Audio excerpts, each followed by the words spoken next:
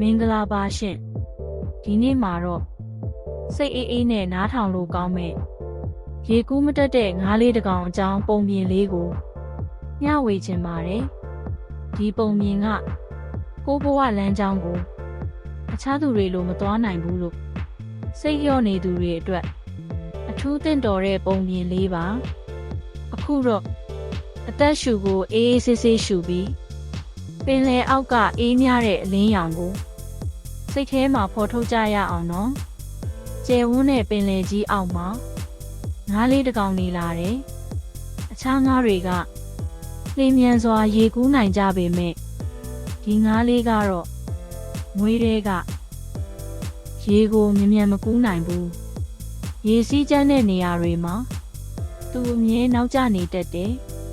အခြားငါးတွေကအဝေးကိုသွားကြပြီးလှပတဲ့တဏ္ဍာကြောက်တန်းတွေကိုမြင်တွေ့ကြပေမဲ့ငါးလေးကတော့အနီးနားမှာပဲနေတတ်တယ်တခါတရံသူ့စိတ်ထဲမှာဒီလိုမေးမိတယ်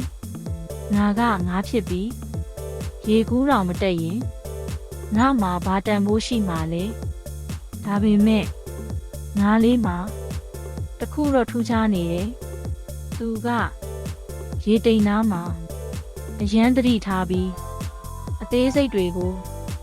ကောင်းကောင်းမြင်နိုင်တယ်။တနေ့မှာပင်လယ်အောက်မှာရေစီးပြင်းထန်လာပြီးတဏ္ဍာကြောက်လေးတွေပျက်စီးမလို့ဖြစ်လာတယ်။အခြားငါးတွေကရေစီးပြင်းလို့အဝေးကိုထွက်ပြေးသွားကြတယ်။ဒါပေမဲ့ရေတိမ်ကိုကျွမ်းကျင်တဲ့ငါးလေးကတော့တဏ္ဍာကြောက်ကြားမှာပိတ်မိနေတဲ့ငါးသေးလေးတွေကိုတွေးလိုက်တယ်။သူကဖြည်းဖြည်းချင်းလမ်းညွှန်ပေးပြီးရေစီးနေတဲ့နေရာကိုခေါ်ဆောင်ပေးခဲ့တယ်။နောက်ဆုံးမှာငါးသေးလေးတွေအားလုံးလုံခြုံစွာလွတ်မြောက်သွားကြတယ်။နောက်ပိုင်းမှာပင်လယ်ကပြန်လည်တိတ်ဆိတ်လာတဲ့အခါအခြားငါးတွေကငါးလေးကိုကြည့်ပြီးအံ့အားသင့်ကြတယ်။မြ мян မကူးနိုင်ပေမဲ့မင်းကပင်လေကိုနီးလန်းမတူနဲ့နားလေတယ်လို့ပြောကြတယ်။အဲ့ဒီအချိန်မှာငါးလေးကနားလေသွားတယ်။အခြားသူတွေလိုမဖြစ်နိုင်လေကိုနီးလန်းနဲ့တန်ဖိုးရှိနိုင်နေဆိုတာကိုဒီပုံမြင်က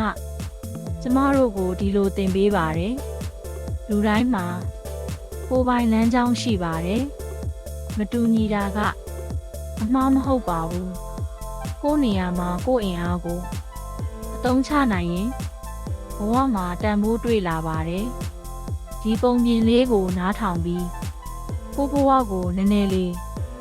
အခြားမြင်နဲ့ကြည့်လာမိရဆိုရင်ဒီလိုစိတ်ခွန်အားပေးတဲ့ပုံပြင်လေးတွေကိုနောက်ထပ်နားထောင်ခြင်းနဲ့ဆိုရင် like လုပ်ပေးပါ comment မှာသင်ခန်းစားချက်ကိုမျှဝေပေးပါပြီးတော့ channel ကို subscribe လုပ်ထားလိုက်နော်နောက်တစ်ပုဒ်ပုံပြင်မှာထပ်မံတွေ့ဆုံကြပါစို့ကျေးဇူးတင်ပါတယ်ရှင်